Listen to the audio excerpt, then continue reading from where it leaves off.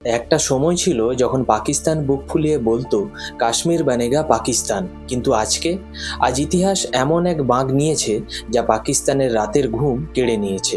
পাকিস্তান অধিকৃত কাশ্মীর, যাকে আমরা পিওকে বলি, সেখানে গত কয়েক মাস ধরে যে আগুন জ্বলছে তা এবার দাবানলের রূপ নিয়েছে। আর এই দাবানল নেভানোর ক্ষমতা পাকিস্তানের নেই। কেন জানেন কি? কারণ পিওকের সাধারণ মানুষ এবার আর পাকিস্তানের কাছে ভিক্ষা চাইছে না, তারা সরাসরি ভারতের দিকে হাত বাড়িয়েছে। হ্যাঁ, ঠিকই শুনছেন, পিওকের প্রোটেস্ট লিডার সর্দার আমান খান ভারতের কাছে, ভারতের মানুষের কাছে, ভারতের সরকারের কাছে সরাসরি সাহায্য চেয়েছেন। একটা দেশ কতটা দেউলিয়া আর কতটা অমানবিক হলে তার নিজের দখলে থাকা একটা অঞ্চলের মানুষ অন্য দেশের কাছে বাঁচার আকুতি জানায়। আজ আমরা বিশ্লেষণ করব কেন পাকিস্তানের জন্য এবারে একটা দুঃস্বপ্নের দিন আসতে চলেছে, কেন মুজাফফরবাদে শুট অ্যান্ড শাউট বা দেখামাত্র গুলির নির্দেশ দেওয়া হয়েছে, আর সবথেকে বড় কথা, ভারতের সামনে কি এখন সেই ঐতিহাসিক সুযোগ চলে এসেছে যার জন্য আমরা দশকের পর দশক ধরে অপেক্ষা করেছি। ভিডিওটা শেষ পর্যন্ত দেখুন, কারণ আজকের বিশ্লেষণ কোনো সাধারণ খবর নয়, এটা একটা থ্রিলার যা আমাদের চোখের সামনে বাস্তব হচ্ছে। সর্দার আমান খান, যিনি এই মুহূর্তে পিওকের জয়েন্ট আওয়ামী অ্যাকশন কমিটির লিডারশিপ দিচ্ছেন, তিনি একটা ফাইনাল কল বা চূড়ান্ত ডাক দিয়েছেন। এই দিনটা কেন এত স্পেশাল? কারণ এই দিনটা ঠিক করে দেবে পিওকের ভবিষ্যৎ ঠিক কোন দিকে বাঁক নিতে চলেছে। তাদের প্ল্যান কি? তাদের প্ল্যান হলো সরাসরি মুজাফফরবাদের দিকে মার্চ করা, অর্থাৎ এগিয়ে যাওয়া। একটু ভেবে দেখুন, মুজাফফরবাদ কেন? কারণ মুজাফফরবাদ হলো পিওকের রাজধানী, একটা দেশের বা অঞ্চলের নার্ভ সেন্টার। বিক্ষোভকারীরা যদি শুধু গ্রামে গঞ্জে বা ছোট শহরে আটকে থাকতো, পাকিস্তান হয়তো পাত্তা দিত না। কিন্তু যখন লক্ষ লক্ষ মানুষ সরাসরি রাজধানীর দিকে মার্চ করবার ডাক দেয়, তখন তার মানে হলো তারা সোজা পাওয়ার সেন্টারে আঘাত করতে চলেছে। এটা কোনো সাধারণ প্রোটেস্ট নয়, এটা সরাসরি পাকিস্তান এস্টাবলিশমেন্টের মুখে একটা সপাটে থাপ্পড়। আর পাকিস্তান সরকার কি করছে? ভয়। পাকিস্তান এস্টাবলিশমেন্টের চোখে এখন শুধুই মৃত্যু ভয়। তারা জানে একবার যদি এই জনসমুদ্র মুজাফফরবাদে ঢুকে পড়ে, তবে তাদের নিয়ন্ত্রণ তাসের ঘরের মতো ভেঙে পড়বে। তাই তারা কি করছে? তারা পুরো মুজাফফরবাদকে একটা মিলিটারি ক্যান্টনমেন্টে, একটা যুদ্ধক্ষেত্রে বদলে ফেলেছে। পুলিশের পুরো মহকুমা, সেনার বিশাল ব্যাটালিয়ন, রেঞ্জার্স, সমস্ত কিছু রাস্তায় নামিয়ে দেওয়া হয়েছে। পাকিস্তানের ইন্টেলিজেন্স এজেন্সি আইএসআই পাগলের মতো কাজ করছে এটা বের করবার জন্য যে এই ফান্ডের যোগান কোথা থেকে আসছে, কারা এই সাধারণ মানুষকে এতটা সাহস দিচ্ছে। কিন্তু জানেন কি এর মধ্যে সবথেকে বড় ভয়ঙ্কর এবং শিউরে ওঠার মতো খবর কি? রিপোর্ট বলছে পাকিস্তান সরকার সেখানে সরাসরি শুট অন সাইট বা দেখামাত্র গুলির নির্দেশ দিয়ে রেখেছে। আপনারাই বলুন, একটা সরকার কখন তার নিজের দাবি করা নাগরিকদের দেখামাত্র গুলির নির্দেশ দেয়? তখনই যখন তারা খুব ভালোভাবে জানে যে এই মানুষগুলোর ওপর তাদের আর কোনো অধিকার নেই, কোনো নিয়ন্ত্রণ নেই। এটাই হলো পাকিস্তানের আসল হিপোক্রেসি বা ভণ্ডামি। আন্তর্জাতিক মঞ্চে জাতিসংঘে গিয়ে এই পাকিস্তান কুমিরের কান্না কাঁদে, কাশ্মীরিদের মানবাধিকার, আমরা কাশ্মীরিদের ভাই। আর যখন সেই ভাইরা নিজেদের ন্যায্য অধিকারের জন্য, একটু খাবারের আর জলের জন্য নিজেদেরই মাটিতে রুখে দাঁড়ায়, তখন সেই পাকিস্তান তাদের বুকে সরাসরি স্নাইপার তাক করে। শুট অন সাইট এই একটা নির্দেশ প্রমাণ করে যে পাকিস্তান পিওকের সাধারণ মানুষকে নিজেদের দেশের নাগরিক মনে করেই না, তারা এদের শত্রু মনে করে, একটা কলোনি বা উপনিবেশের কৃতদাস মনে করে। পাকিস্তান এখন এমন একটা ফাঁদে আটকেছে যাকে বলে ক্যাচ 22 সিচুয়েশন। প্রথমত, তারা যদি গুলি চালায় আর লাশ পড়ে, তবে সেই ছবি সোশ্যাল মিডিয়ার মাধ্যমে পুরো দুনিয়ায় ছড়িয়ে পড়বে। পাকিস্তানের এই মানবাধিকারের মুখোশ চিরকালের মতো ছিঁড়ে যাবে। দ্বিতীয়ত, তারা যদি গুলি না চালায়, তাহলে এই আন্দোলনকারীরা মুজাফফরবাদ দখল করে নেবে এবং পুরো সরাসরি ভারতের কাছে অন্তর্ভুক্তির প্রস্তাব পাশ করে দেবে। পাকিস্তান সরকার বুঝতে পেরেছে তাদের হাত থেকে বালির মতো সময় বেরিয়ে যাচ্ছে। তারা ভয় দেখিয়ে বন্দুকের জোরে একটা ন্যাচারাল রেভলিউশন বা বিপ্লবকে থামানোর শেষ বা মরিয়া চেষ্টা করছে এই মুহূর্তে। কিন্তু ইতিহাস সাক্ষী, যখন কোনো সাধারণ মানুষ মৃত্যুর ভয়কে জয় করে রাস্তায় নামে, তখন পৃথিবীর কোনো মিলিটারি ফোর্স তাদের আটকাতে পারে না। বন্ধুরা, গত 75 বছর ধরে পাকিস্তান নিজেদের দেশের মানুষকে একটা মিথ্যা বুঝিয়ে এসেছে। সেটা হলো ভারতের কাশ্মীর নাকি কষ্টে আছে আর পিওকের মানুষ নাকি স্বর্গে আছে। কিন্তু আজ সেই মিথ্যার বেলুন চিরকালের জন্য ফেটে গেছে। সর্দার আমান খান এই আন্দোলনের সবথেকে বড় মুখ। তিনি যা করেছেন তা পাকিস্তানের এস্টাবলিশমেন্টের বুকে রীতিমতো কাঁপুনি ধরিয়ে দিয়েছে। তিনি শুধু ভারত সরকারের কাছেই সাহায্য চাননি, তিনি সরাসরি জম্মু, শ্রীনগর, রাজৌরি, পুঞ্চ এবং লাদাখের মানুষের কাছেও হাত জোড় করে সমর্থন চেয়েছেন। তিনি বলেছেন, আমাদের এই অস্তিত্ব রক্ষার লড়াইয়ে আপনারা আমাদের পাশে দাঁড়ান, আমরা আপনাদের ভাই। এই আবেদনের গভীরতাটা বুঝতে পারছেন? যে মানুষদের পাকিস্তান গত 7 দশক ধরে ভারতের বিরুদ্ধে ব্রেন ওয়াশ করবার চেষ্টা করেছে, আজ তারাই ভারতের দিকে তাকিয়ে আছে ত্রাতার ভূমিকায়। এটা পাকিস্তানের কাছে শুধু রাজনৈতিক হার নয়, এটা তাদের টু নেশন থিওরি বা দ্বিজাতি তত্ত্বের গালে একটা কষিয়ে থাপ্পড়। এবার আসুন একটু লিগ্যাল বা আইনি পয়েন্টটা ক্লিয়ার করা যাক। অনেকেই ভাবেন ভারত যদি পিওকেতে কিছু করে তবে আন্তর্জাতিক মহলে চিৎকার করে উঠবে সবাই, কিন্তু ফ্যাক্ট কি বলছে? লিগ্যালি পিওকে কোনো স্বাধীন দেশ নয়, আর লিগ্যালি এটা পাকিস্তানেরও বাপের সম্পত্তি নয়। এটা ইললিগ্যালি অকুপাইড এরিয়া বা অবৈধভাবে দখল করা একটা জায়গা। আইনত, ঐতিহাসিকভাবে এবং সাংবিধানিকভাবে পিওকে সম্পূর্ণ ভারতের অবিচ্ছেদ্য অংশ। ধরুন আপনার বাড়ির একটা ঘর কোনো গুন্ডা অবৈধভাবে দখল করে রেখেছে। আপনি যদি সেই ঘরটা পুনরুদ্ধার করতে চান, তবে কি সেটা অন্যের বাড়িতে হামলা করা হলো? একদমই না। ঠিক একইভাবে আজ যদি ভারত সরকার পিওকের মানুষদের বাঁচানোর জন্য সেখানে কোনো মিলিটারি বা স্ট্র্যাটেজিক পদক্ষেপ নেয়, তবে সেটা কোনো আন্তর্জাতিক আইনের লঙ্ঘন হবে না, সেটা অন্য কোনো দেশের আভ্যন্তরীণ বিষয়ে হস্তক্ষেপও হবে না। এটা হবে নিজের জমি, নিজের মানুষের পাশে দাঁড়ানো। ডিফেন্স এক্সপার্টরা বলছেন এরকম একটা লেজিটিমেট বা বৈধ সুযোগ হয়তো কয়েক দশকে একবারই আসে। কিন্তু অন্যদিকে পাকিস্তানের অমানবিকতার লেভেলটা একবার দেখুন। আপনি শুনলে শিউরে উঠবেন। 5 জুলাইয়ের এই মেগা মার্চ আটকানোর জন্যে পাকিস্তান সরকার আর তাদের মিলিটারি কি স্ট্র্যাটেজি নিয়েছে জানেন? তারা মধ্যযুগীয় কায়দায় অবরোধ বা সিজ তৈরি করেছে। তারা সাধারণ মানুষের খাবার সাপ্লাই, আটার ট্রাক, জলের সাপ্লাই পুরোপুরি বন্ধ করে দিয়েছে। হ্যাঁ, ঠিকই শুনছেন, যে মানুষগুলোর জন্য তারা জাতিসংঘের ফ্লোরে দাঁড়িয়ে গলা ফাটায়, আজ সেই মানুষগুলোকেই তারা এক ফোঁটা জল আর এক টুকরো রুটির জন্য তড়পাচ্ছে। সর্দার আমান খান নিজে ভিডিও করে জানিয়েছেন যে প্রোটেস্টারদের রাতের অন্ধকারে গুম করে দেওয়া হচ্ছে। পাকিস্তানের এই কুখ্যাত বেলুচিস্তান মডেল এখন পিওকেতে অ্যাপ্লাই করা হচ্ছে। যারা আওয়ামীর নেতা, যারা সাধারণ মানুষের হকের কথা বলছে, আইএসআই তাদের তুলে নিয়ে যাচ্ছে। তাদের আর কোনো খোঁজ মিলছে না। ভাবতে পারছেন?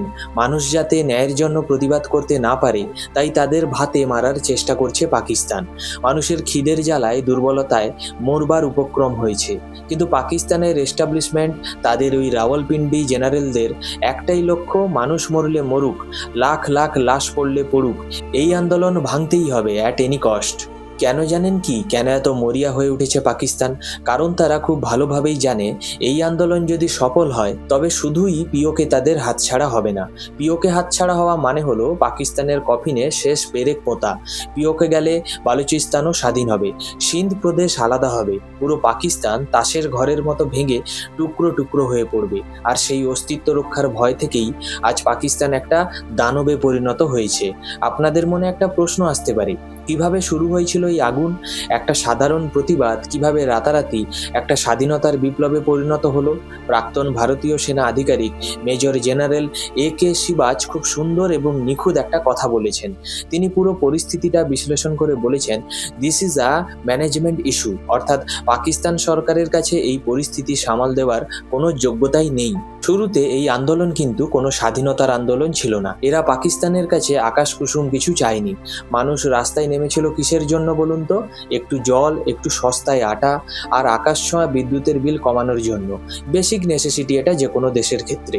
এখানে পাকিস্তানের সব থেকে বড় হিপোক্রেসি বা ভণ্ডামিটা লক্ষ্য করুন।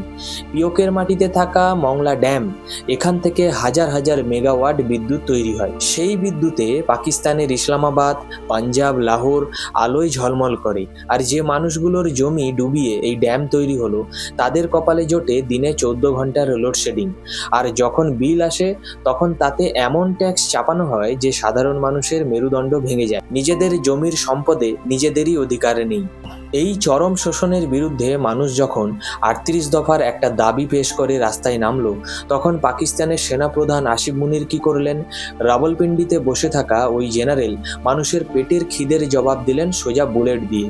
রাস্তায় দাঁড়িয়ে থাকা ১৬ জন নিরীহ মানুষকে, যারা শুধু একবেলা খাবারের জন্য একটু সস্তা আটা চেয়েছিল, তাদের পাখির মতো গুলি করে মারা হলো। কিন্তু পাকিস্তানের নৃশংসতা এখানেই থামেনি। এরপর শুরু হলো আসল আতঙ্ক। রাতের অন্ধকারে পাকিস্তানের ইন্টেলিজেন্স আর মিলিটারি পুলিশরা বাড়ি বাড়ি ঢুকে জওয়ান ছেলেমেয়েদের তুলে নিয়ে গেল। পরের দিন সকালে হয়তো পাহাড়ি রাস্তায় মিলল তাদের ক্ষতবিক্ষত লাশ, অথবা তারা চিরকালের জন্য মিসিং পারসন হয়ে গেল। পাকিস্তান সরকার নির্লজ্জের মতো বলে দিল, কে মেরেছে আমরা জানি না, হয়তো কোনো আননোন গানম্যান মেরেছে। আপনারা একবার চোখ বন্ধ করে ভাবুন তো, যে মায়ের ছেলেটা শুধু একটু খাবারের দাবিতে, একটু কম বিলের দাবিতে রাস্তায় নেমেছিল, আর রাতে তার রক্তমাখা লাশটা বাড়িতে ফিরল, সেই মায়ের, সেই পরিবারের বুকে কি আর পাকিস্তানের জন্য এক ফোঁটা সহানুভূতি বা ভালোবাসা বেঁচে থাকবে? কখনোই না। যখন একটা রাষ্ট্র তার নিজের দাবি করা নাগরিকদের উপর গুলি চালায়, তখন সেই গুলির আওয়াজ প্রতিবাদের ভাষাকে বদলে দেয়। সেই মায়ের কান্না, সেই ভাই হারানোর ক্ষোভ আর সাধারণ মানুষের রাগ তখন আর থাকে না, সেটা বারুদে পরিণত হয়। আর ঠিক এই কারণেই যে আন্দোলন শুরু হয়েছিল এক বস্তা আটার জন্য, আজ সেই আন্দোলন বদলে গিয়েছে সম্পূর্ণ স্বাধীনতার ডাকে। এখন তারা আর শুধু রুটি বা রুজি চাইছে না, তারা বলছে আমাদের অ্যাসেম্বলিতে তোমাদের এই 12টা লেজিসলেটিভ সিট বাতিল করো, তোমাদের সিস্টেম, তোমাদের মিলিটারি আমাদের মাটি থেকে দূর করো। পাকিস্তান চেয়েছিল ভয় দেখিয়ে আন্দোলন ভাঙতে, কিন্তু তারা বুঝতে পারেনি যে যার কাছে হারানোর মতো আর কিছুই নেই, তাকে আর মৃত্যু ভয় দেখানো যায় না। আর সেই ভয়ডরহীন বারুদেই এখন জ্বলছে পিওকে। আমরা এতক্ষণ জানলাম রুটি আর বিদ্যুতের কথা, জানলাম গুম খুনের কথা, কিন্তু এই রাগের পেছনে আরেকটা বিশাল অন্ধকার কারণ কিন্তু লুকিয়ে আছে, যা পাকিস্তান গত কয়েক দশক ধরে খুব যত্ন করে তৈরি করেছে। একবার ভেবে দেখুন তো, পাকিস্তান দশকের পর দশক ধরে পাকিস্তান অকুপাইড কাশ্মীরকে কি হিসেবে ব্যবহার করেছে? কোনো শিল্পক্ষেত্র, কোনো আইটি হাব? না, তারা এই সুন্দর প্রাকৃতিক সম্পদে ভরা অঞ্চলটাকে বানিয়ে তুলেছে একটা টেরোরিজম লঞ্চপ্যাড বা সন্ত্রাসবাদের কারখানা হিসেবে। ভারতের বুকে রক্ত ঝরানোর জন্যে, ভারতের উন্নয়ন আটকানোর জন্য পাকিস্তানের আইএসআই আর মিলিটারি কি করছে? তারা পিওকের গরিব অভাবী যুবকদের মগজ ধোলাই করছে। তাদের মিথ্যা ধর্মের দোহাই দিয়ে জান্নাতের লোভ দেখিয়ে হাতে বইয়ের বদলে AK-47 ধরিয়ে দিয়েছে। কিন্তু আজ সেই নোংরা স্ট্র্যাটেজি পাকিস্তানের দিকেই বুমেরাং হয়ে ফিরছে, যাকে বলে নিজের খোঁড়া গর্তে নিজেই পড়ে যাওয়া। যে যুবকদের পাকিস্তান ওই টেরর ট্রেনিং ক্যাম্পে পাঠাতো, তাদের মধ্যে অনেকেই ট্রেনিংয়ের সময় মারা যেত। অনেকে আবার লস্কর, জৈশ বা হিজবুল্লার মতো জঙ্গি সংগঠনগুলোর নিজেদের মধ্যে গ্যাং ওয়ারে বা ক্ষমতার লড়াইয়ে মারা যেত, আর বাকিরা ভারতবর্ষের বর্ডারে সেনার গুলিতে খতম হতো। কিন্তু এই ছেলেগুলোর পরিবারকে পাকিস্তান কি বলতো? কিছুই না। তাদের বলা হতো তোমাদের ছেলে শহীদ হয়েছে। কিন্তু আজ সেই শহীদ হওয়ার ফাঁকা বুলি আর কাজ দিচ্ছে না। আজ এই যুবকদের মা, বাবা, ভাই বোনেরা বুঝতে পেরেছে এক মারাত্মক সত্য। তারা আজ পরিষ্কার দেখতে পাচ্ছে যে রাওয়ালপিন্ডির জেনারেলরা বা আইএসআই কর্তারা নিজেদের ছেলেদের পাঠায় লন্ডন, আমেরিকায় পড়াশোনা করতে, আর পিওকের ছেলেদের ব্যবহার করে শুধু তোপের গোলা বা ক্যানন ফোল্ডার হিসেবে। একবার ভাবুন, যে মা জানতে পারে তার ছেলেকে দেশের জন্য নয়, বরং কিছু জেনারেলরা নোংরা এজেন্ডা বা টাকার জন্য বলি দেওয়া হয়েছে বা বলি দিয়েছে, সেই মায়ের রাগটা কতটা ভয়ঙ্কর হতে পারে। এই কারণেই আজ শুধু সাধারণ মানুষ নয়, ওই টেরোরিজমের শিকার হওয়া পরিবারগুলো রাস্তায় নেমেছে পাকিস্তানের বিরুদ্ধে। আর ঠিক এই জায়গাটাতেই এই সব ক্ষোভ, যন্ত্রণা, খিদে আর প্রিয়জন হারানোর বেদনা সব মিলে এক হয়ে গেছে। এ যেন বহু স্রোত মিলে একটা বিশাল সুনামিতে পরিণত হয়েছে। শুরুতে তারা কি চেয়েছিল? ৩৮ দফার একটা দাবি। তারা চেয়েছিল তোমরা এই 12টা লেজিসলেটিভ সিট বাতিল করো, আমাদের অটোনমি বা স্বায়ত্তশাসন দাও। তারা পাকিস্তানের ছাতার তলাতেই থাকতে চেয়েছিল, শুধু একটু সম্মান আর অধিকার নিয়ে। কিন্তু পাকিস্তান সরকার তাদের সেই বিখ্যাত নির্বুদ্ধিতার পরিচয় দিয়ে কি করলো? তারা এই সাধারণ মানুষের জয়েন্ট আওয়ামী অ্যাকশন কমিটিকে, যারা রুটির কথা বলেছিল, তাদের অ্যান্টি টেরোরিজম অ্যাক্টের আওতায় সন্ত্রাসবাদী তকমা দিয়ে দিল। 4th শিডিউলের আওতায় তাদের নেতাদের ওয়াচ লিস্টে ফেলে দিল। অর্থাৎ যারা আসল সন্ত্রাসবাদী, যাদের মাথায় হাফিজ শহীদ বা শহীদুল্লাহরা বসে আছেন বা সালাউদ্দিনরাও বসে আছেন, তাদের পাকিস্তান দেয় ভিআইপি প্রোটোকল। আর যে মানুষগুলো একটু অধিকার চাইছে, চাইছে তাদের বানিয়ে দিল টেরোরিস্ট। আর যখনই পাকিস্তান এই চরম বোকামিটা করলো তখন গেম পুরোপুরি পাল্টে গেল। মানুষ বুঝে গেল এই শয়তানের সাথে আর কোনো আপোষ নয়। আজ তারা কোনো 38 দফার দাবি চাইছে না, আজ তারা কোনো অটোনমি বা স্বায়ত্তশাসনও চাইছে না। আজ তাদের একটাই স্লোগান, কমপ্লিট ইন্ডিপেন্ডেন্স, সম্পূর্ণ স্বাধীনতা। আর এই স্বাধীনতার ডাকই পাকিস্তানের রাতের ঘুম কেড়ে নিয়েছে। কারণ তারা জানে এই ডাক একবার শুরু হলে এর শেষ কোথায় গিয়ে হবে তা কারো জানা নেই। বন্ধুরা, ইতিহাস বারবার সুযোগ দেয় না। এক্সপার্টরা বলেছেন এরকম একটা সুযোগ হয়তো কয়েক দশকে বা কয়েক শতাব্দীতে একবার আসে। পাকিস্তান আজ পুরোপুরি এক্সপোজড। তাদের অর্থনীতি ধ্বংস, তাদের মানুষ তাদের বিরুদ্ধে, আর পিওকের নেতারা সরাসরি ভারতের সাহায্য চাইছে।